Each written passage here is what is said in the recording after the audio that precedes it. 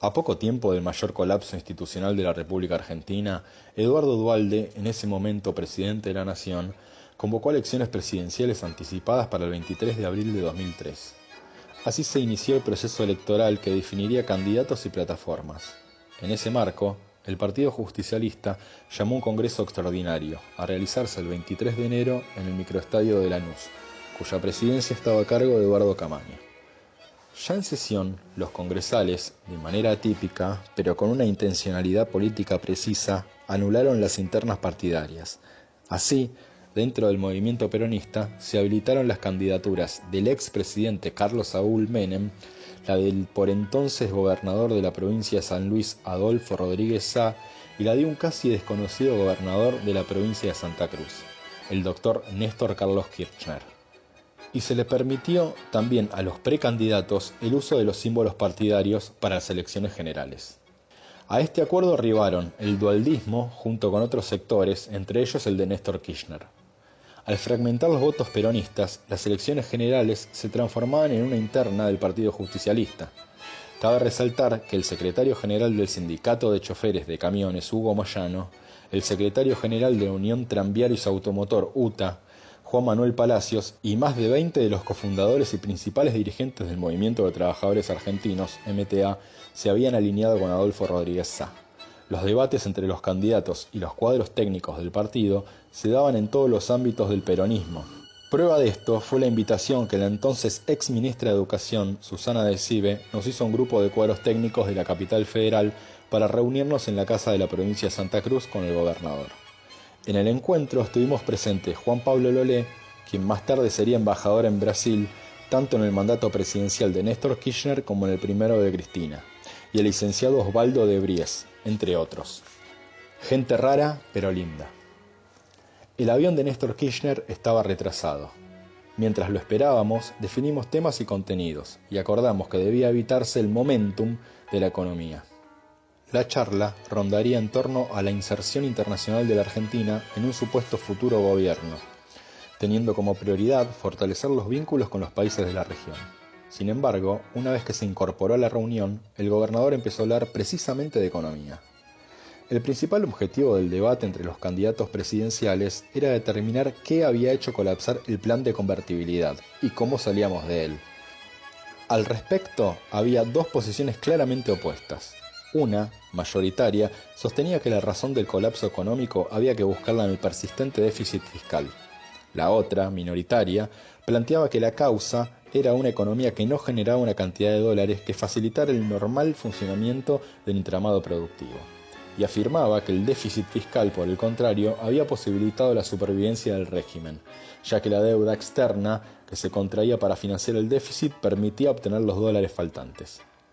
Esta última posición era sostenida entre otros economistas peronistas por el doctor Eduardo Setti y el ingeniero Daniel Carboneto, en tanto que Kirchner, que había administrado su provincia con equilibrio y/o superávit fiscal, fijó su posición en la primera de las opciones. Sin embargo, nos aclaró: todos habíamos sido atravesados por el pensamiento único de los años 90. Y eso significaba que debíamos revisar los conceptos que la inteligencia dominante había elevado casi al nivel de dogma. Para obedecer la consigna de quien nos había convocado de evitar el ítem de la economía, permanecí callado, mientras Kirchner insistía en lo pernicioso del déficit fiscal, hasta que no pude más y tomé la palabra para señalar que la opción correcta era la segunda, que las malas interpretaciones de los problemas económicos hacían colapsar a los gobiernos y que la prueba contundente la teníamos en el reciente gobierno de la Alianza. En ese momento vaticiné por primera vez que el Frente para la Victoria iba a ganar las elecciones, y dije que un diagnóstico equivocado podía causar un nuevo fracaso. No era lo mismo pensar que el problema provenía del desequilibrio fiscal que de la falta de dólares por la baja competitividad sistemática. Además, aclaré que esta posición no estaba consensuada por el conjunto de los presentes, sino que se trataba de una polémica en el seno de distintos grupos político-técnicos del Partido Justicialista vinculados con la economía. En ese momento, el compañero de Bries interrumpió para solicitar que el tema económico no monopolizara la reunión. pero Kirchner, que reconocía en mi disertación ciertos puntos de contacto con las ideas del economista demócrata cristiano Carlos Leiva, me pidió que por favor continuara hasta agotar la explicación, y continuó atentamente sin hacer comentario alguno. Luego se dedicó a explicar su posición acerca de la necesidad de estrechar lazos con los países de la región. Ya retirándome de la reunión, uno de sus colaboradores, que estaba sentado a mi lado, pidió mis datos y lo anotó en un cuaderno Gloria de tapas blandas algo ajadas. Con el tiempo, ese colaborador cobró notoriedad pública. Era el arquitecto Julio De Vido. 15 días después de aquel encuentro fue invitado por el profesor Hugo De Vido, hermano de Julio, a dar una conferencia sobre economía en un local que el Frente para la Victoria tenía en la calle Alberti, casi esquina Rivadavia, en la ciudad de Buenos Aires.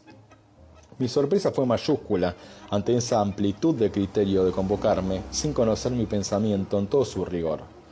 Acepté con gusto compartir ese día la actividad con el doctor José Svatella. Llegué al local a la hora fijada, y no vi ni una sola cara conocida. En cierto momento, un organizador me señaló del estrado y me dijo: «Ahí está la gente esperándolo, vaya y hable». Y eso hice. Cuando bajé, me fui como llegué, sin ver a nadie conocido, y pensé: gente rara pero linda. El único comentario que recibí fue el de mi hijo mayor, en ese momento estudiante de economía, que al irnos me dijo: «Estuviste bien».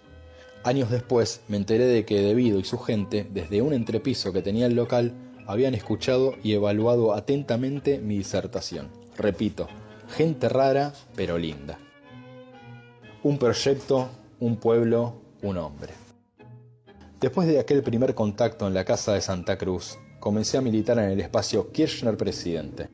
Me gusta decir, nos encontramos aunque no nos conocíamos, porque desde la primera vez estuve de acuerdo con él. Sin embargo, hubo que saldar algunas discusiones, en especial la relativa a la alianza que se había gestado con Duhalde, a la que adherí no porque lo hubiera discutido con Kirchner, sino por considerarla acertada, además de garantizar los votos de la provincia de Buenos Aires.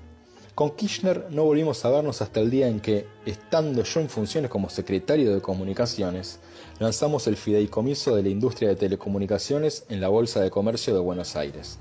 Pero recuerdo haber llamado a De Vido la noche de las elecciones, quien se encontraba con Kirchner en Santa Cruz. Y a solo una hora de cerrar los comicios, anticipé que íbamos en segundo lugar detrás de Menem. Mi predicción de las 7 de la tarde se basaba en la observación. Sabía que, a partir de las 16, los fiscales de Menem en Capital Federal se habían retirado de las mesas.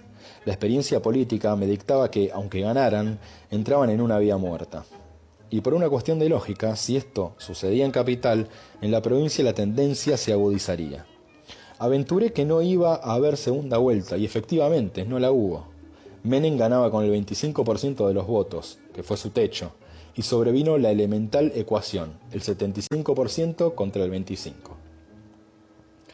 A pesar de que estábamos en la segunda vuelta, no iba a haber segunda vuelta. Había llegado el momento de entregar el máximo esfuerzo para reconstruir un país donde la independencia económica y la justicia social trascendieran la retórica y operaran en la realidad. Lo que más me impactó de la propuesta para el futuro gobierno de Kirchner fue su defensa irrestricta del interés nacional, concepto que parecía obsoleto y relegado al estudio de las relaciones internacionales. Vengo a proponerles un sueño. Aquella frase pronunciada por él en su discurso de asunción al cargo el 25 de mayo de 2003 ante la Asamblea Legislativa iluminaría la senda de un proyecto que, junto con un grupo de compañeros de Capital, habíamos percibido con antelación. Y esta afirmación de patriotismo se unía a una actitud que nos diferencia a los peronistas de todos los demás, la de tomar decisiones mirando siempre a la sociedad de abajo hacia arriba, como decía Facundo Cabral: vuele bajo, porque abajo está la verdad. Nosotros, los peronistas, y especialmente él, siempre estamos desde abajo. Por eso en los actos, después de haber sido electo, literalmente se arrojaba sobre la gente para ser abrazado por todos. No esperen de nosotros promesas grandilocuentes, repetía Kirchner una y otra vez.